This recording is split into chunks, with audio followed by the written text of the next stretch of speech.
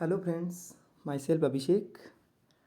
आज हम previous year question का तीसरा पार्ट स्टार्ट करने जा रहे हैं। प्लीज़ यूपीएससी गो चैनल को सब्सक्राइब करें, कमेंट करें और शेयर करें। कल तक हमने 40 क्वेश्चन कंप्लीट कर दिए थे। आज हम नेक्स्ट क्वेश्चन कंप्लीट करने जा रहे हैं। क्वेश्चन नंबर 41, ये बिहार पीसीएस में आया हुआ क्वेश्चन है। क्वेश्चन क्या कहता है? भारत में पशुपालन एवं कृषि के प्राचीनतम साक्ष्य प्राप्त हुए हैं, कहाँ से? पहला ऑप्शन है अंजीरा से, सेकंड दम्ब सादात से, तीसरा गुल मोहम्मद से और डी मेहरगढ़ से। ये क्वेश्चन तो आना ही चाहिए आपको। भारत में पशुपालन एवं कृषि के प्राचीनतम साक्ष्य प्राप्त हुए हैं। सिंपलेस्ट आंसर इस क्वेश्चन को हम 5 से 6 बार सोल्व कर चुके हैं, मेहरगढ़ से। अब देखो ये 2018 का क्वेश्चन है। अब आप सोचिए कि इस क्वेश्चन को कितनी बार पूछ लिया गया है। तो अगर आप प्रीवियस ईयर क्वेश्चन की प्रैक्टिस करोगे तो उससे आपको रैंकिंग का पता चलेगा, प्लस कुछ क्वेश्चन तो आप वैसे ही सोल्व कर पाओगे। क्वेश्चन नंबर 42, अधोलिखित संस्कृतियों में कौन पाषाण युगीन संस्कृति नहीं है? सोहन संस्कृति, सोथी संस्कृति, मद्रासियन संस्कृति, विंध्यन संस्कृति। क्वेश्चन नंबर 42, कोई बता सकता है कौन पाषाण युगीन संस्कृति नहीं है? तो इसका आंसर है सोथी संस्कृति।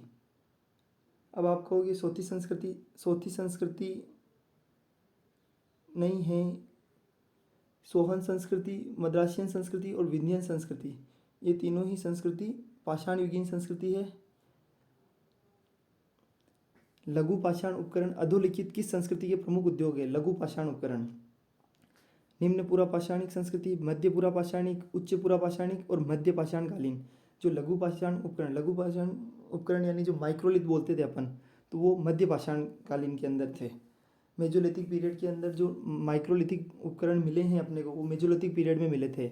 उसके बाद ब्लेड ब्यूरिन उपकरण, जो ब्लेड उपकरण है, अपन जो नुकीलेदार तीखे उपकरण बोलते हैं, किस परंपरा के परिचायक लक्षण है? उच्च पूर्व पाषाण काल, मध्य पूर्व पाषाण काल, मध्य पाषाण काल और नव पाषाण काल। आप थोड़ा सा गेस कर सकते हो।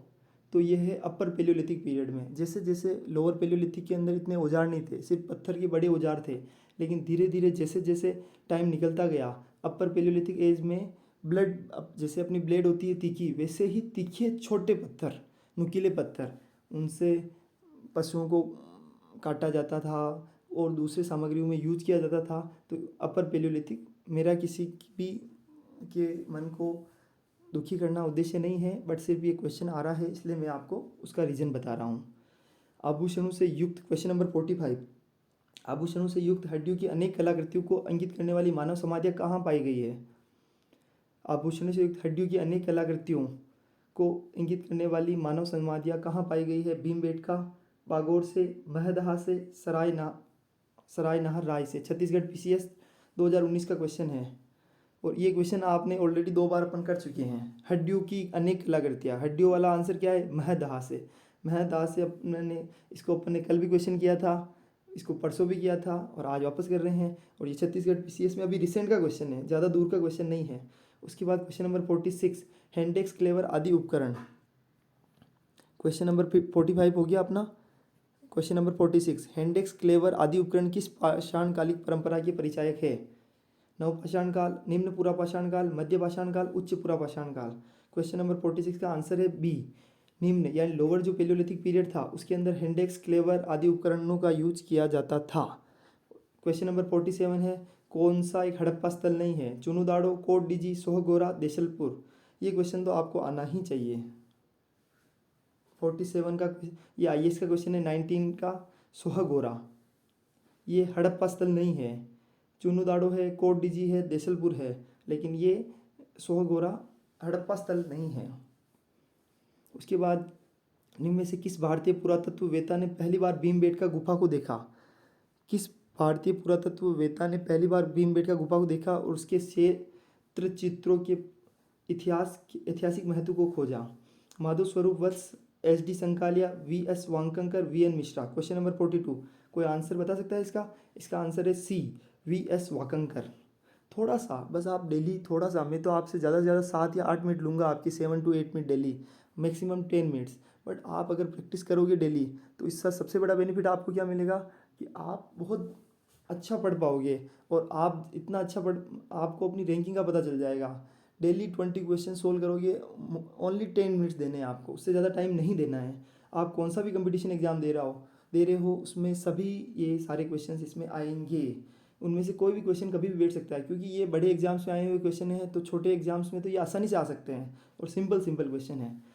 क्वेश्चन नंबर 49, चित्रित धूसर मृदबाण परंपरा किस युग की विशेषता थी? पाषाण युग, लोह युग, ताम्र युग, कांस्य युग। 49 का आंसर है बी, लोह युग। 48 का आंसर सी था, वी.एस. वाकंकर। 49 का आंसर है 49 का आंसर है बी, लोह युग। जो चित्रित धूसर मृदबाण अपन जो बोलते हैं पोट्री, धूसर जो पोट्रीज है वो किस युग के अंदर है? तो लोह युग में। उसके बाद क्वेश्चन नंबर 50, पूर्वी भारत का वह प्रमुख लोहकालीन स्थल जहाँ से काले एवं लाल मृदबाण के साथ लोह उपकरण के साक्ष्य प्राप्त हुए हैं। पूर्वी भारत का वह प्रमुख लोहकालीन स्थल जहाँ से काले और लाल यानी ब्लैक एंड रेड पोट्री के साथ लोह उपकरण के साक्ष्य प्राप्त हुए हैं। 9 है हस्तिनापुर, मांडी, महिषादल। क्वेश्चन नंबर 50, इसका डी आंसर है महिषादल। थोड़ा सा आपको मेमोराइज करना पड़ेगा। आपको अपनी, अगर आपको ये क्वेश्चन नहीं आ रहे हैं इसका मतलब you need to do more practice. Question number 51, दक्षिण भारत का वह कौन सा पूरा स्थल है जो नवपाषाण काल एवं महापाषाण काल के बीच एक संक्रांति काल को इंगित करता है? 51 का आंसर है बी, हल्लूर। हल्लूर दक्षिण भारत का एक पुरातन स्थल है जो नियोलिथिक पीरियड एंड जो महापाषाण काल है के बीच एक संक्रांति काल यानी जो बीच का जो काल है उसको इंगित करने का काम करता है हल्लूर। उसके बाद क्वेश्चन नंबर 52, दक्षिण भारत में नवपाषाण काल की समाप्ति के तत्काल बाद किस संस्कृति का उद्भव हुआ? नियोलिथिक पीरियड के बाद ताम्रपाषाण, कांस्य, महापाषाण, ऐतिहासिक। क्वेश्चन नंबर 52 का आंसर कोई बता सकता है? महापाषाण काल। जो महापाषाण काल है जिसको अपन मतलब स्टोन पीरियड बोलते हैं, जो नियोलिथिक पीरियड की समाप्ति के तत्काल बाद उस टाइम पे महापाषाण काल का संस्कृति का उद्भव हुआ। उसके बाद क्वेश्चन नंबर 53 है, वह कौन सा महापाषाणिक स्थल है जो आवासीय एवं समाधान का मुख्य केंद्र था? आदिचनलूर, मस्की, पेयमपल्ली, अल्गेर। 53 का आंसर है डी, अल्गेर। अल्गेर के एक ऐसा महापाषाणिक स्थल है जो आवासीय एवं समाधान का मुख्य केंद्र था। क्वेश्चन नंबर 54, उत्तर भारत के बृहत महापाषाणिक समाधि के अधिकांश स्थल किस युग से संबंधित है? पाषाण युग, ताम्र युग, कांस्य युग, लोह युग। 54 का आंसर है बी, ताम्र युग।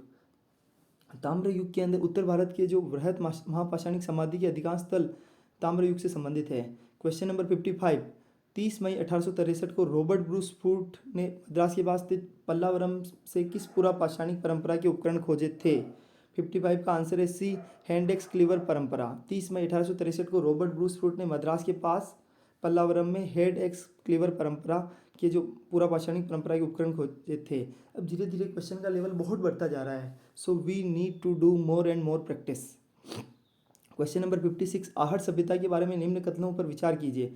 आहड़वासी तांबा गलाना जानते थे, ये लोग चावल से परिचित नहीं थे, धातुओं का काम आहड़वासियों की अर्थव्यवस्था का एक साधन था, यहाँ से काले लाल रंग के मृदबाण मिले हैं जिन पर सामान्यतः सफ़ेद रंग से ज्यामितीय आकृतियाँ उकारी गई है। ये क्वेश्चन RAS 2021 का क्वेश्चन है। अब आप इसका आंसर सोच सकते हो। पहला, आहड़वासी तांबा गलाना जानते थे, बिल्कुल सही है क्योंकि उनको तांबा जानते थे। अब ये लोग चावल से परिचित नहीं थे, चावल तो पहले ही आ चुका था, मतलब ये आंसर गलत है। तो इसका मतलब है कि अगर 2 किस में नहीं है तो B और C तो वैसे ही कट गया।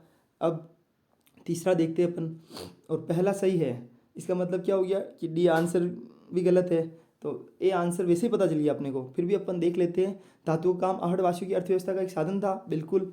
यहाँ से काले लाल रंग के मृदबाण मिले हैं जिन पर सामान्यतः सफ़ेद रंग की ज्यामितीय आकृतियाँ उकेरी गई है, ये भी सही आंसर है।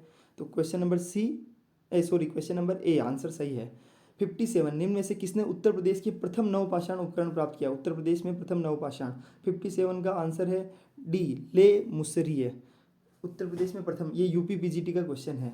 उसके बाद क्वेश्चन नंबर 58, मध्य पूरा पाषाण काल के पाषाण उपकरण बने थे कोड से, फलक से, ब्लेड से, ताम्र से। क्वेश्चन नंबर 58 का आंसर है बी, फलक से। फलक से।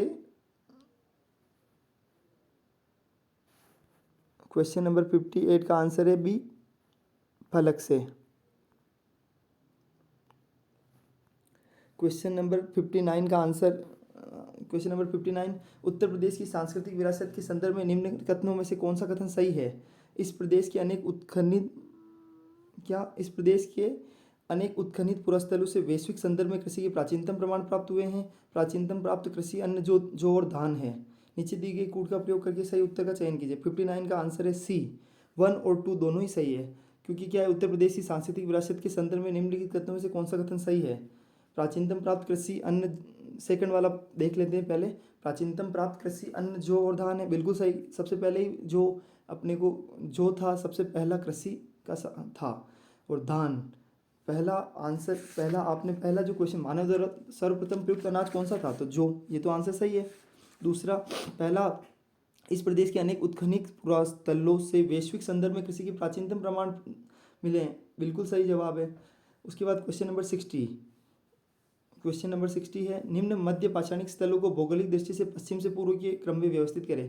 पेसरा, लेखिया, बिरभानपुर, महदहा, इनको अपने को जमाना है। इसका आंसर है 60 का सी, 4 2 1 3। 4 यानी महदहा, 1 है, 2 है लेखिया, 1 है पेसरा, 3 है बिरभानपुर। इसी के साथ हम अपनी क्लास को फिनिश करते हैं। Thank you so much. Please share और कमेंट करें।